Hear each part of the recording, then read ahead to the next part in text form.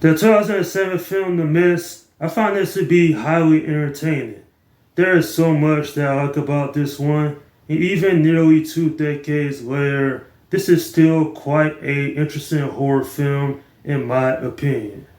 Yeah, I heard about this movie for so many years, and so after seeing it only twice after this recording, I really do appreciate what Frank Darabont did with the story and characters. So based on the Stephen King 1980 novel of the same name, a group of people in a small town becomes trapped in a supermarket when a mysterious mist envelops the town that contains deadly creatures. Yeah, seeing these characters in this unfortunate situation, it definitely leads to some very tense moments. But this really isn't a monster movie, it's more of a look at the human psyche. How would people react to being in a dangerous circumstance like this? And it definitely leads into some interesting conversations, especially considering there are so many relatable characters that people can resonate with. Overall, I would consider this to be one of the better horror movies of the late 2000s. It may not be perfect, but it certainly is very entertaining.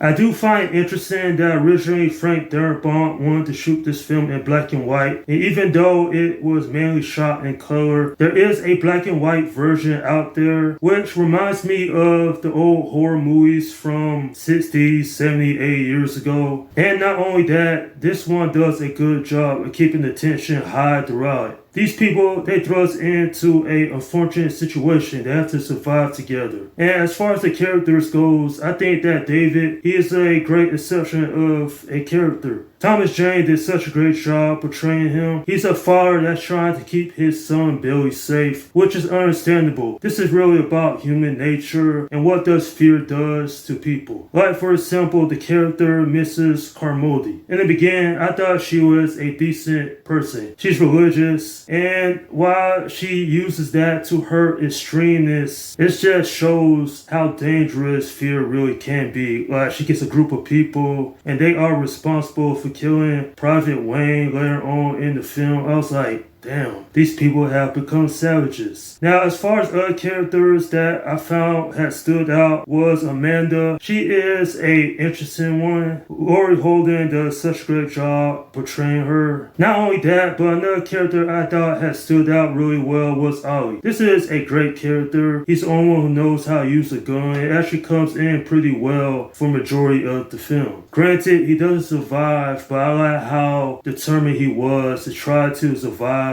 the chaos. This movie definitely, while I never read the 1980 novel that this is based on, I heard the ending was changed and it is controversial. David at the end, he mercy kills the group he's with one of them being his own son Billy, only to find out that the military shows up like a few minutes later and well, it's all for vain. I was like, damn, what a horrible ending. I don't like the ending because David, his whole family's gone. I wonder why Frank Darabont chose this ending. I like the cinematography. I like the music. There is so much I really like about this. Overall, I think this is quite an impressive film from beginning to end. And despite some story issues that I have with this, I think this is one of the strongest movies from director Frank Darabont. I'm giving this film a 7 out of 10. I'll say that the creature designs, they look amazing. With one of them, the behemoth, being over 200 feet tall, it definitely leads into some very intense moments, especially when they're in the store dealing with those bat-like creatures. And of course, the insects. Granted, I don't find this to be scary. This is probably one of the least scary movies from a Stephen King adaptation. But I do like how interesting the characters are and how they deal with this chaotic situation that they're stuck in. Anyway, don't know what else to say about this movie. And while personally it's not one of my favorites from Frank Darabont, I still think there's enough here to keep it from being a dumpster fire in my opinion. And that's my review of The Mist. Alright, leave your comments down below in the section and let me know what you think about this movie. Okay, this is Slim Guy 172 saying peace out.